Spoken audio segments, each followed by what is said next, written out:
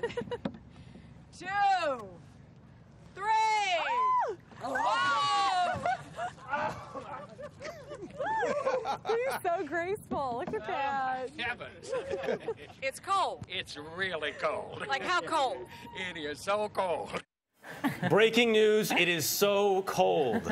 Bob Schieffer getting the cold shoulder at our D.C. affiliate WUSA.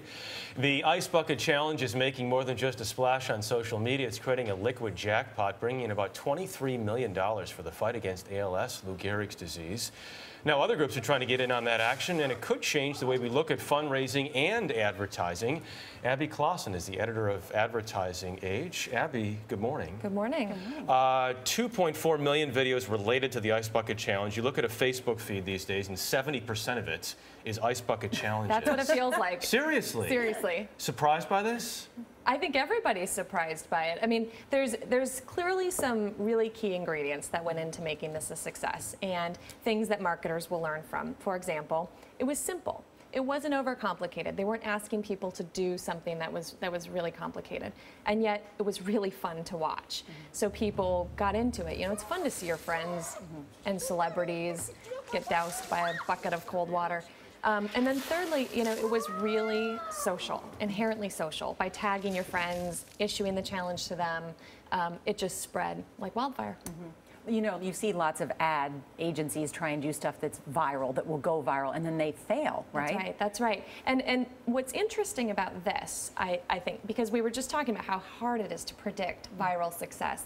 And what ALS did really, really successfully was they paid attention and they were listening. They didn't start the Ice Bucket Challenge, but because they noticed it starting to take off, they said, okay, this is something we can use to our advantage.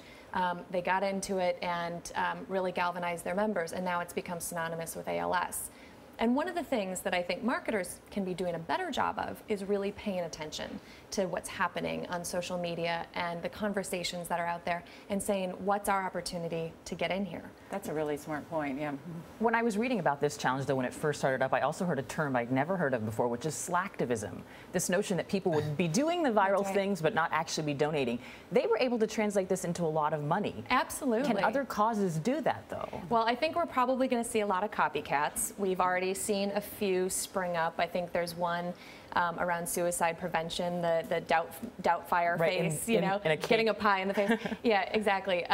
But I think, you know, I'm sort of hoping that there will be something new, that we won't see just a ton of ripoffs of this particular meme, I guess.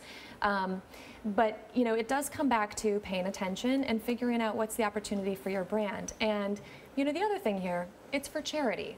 People don't want to be shilling for a marketer who's trying to sell them things. Yeah.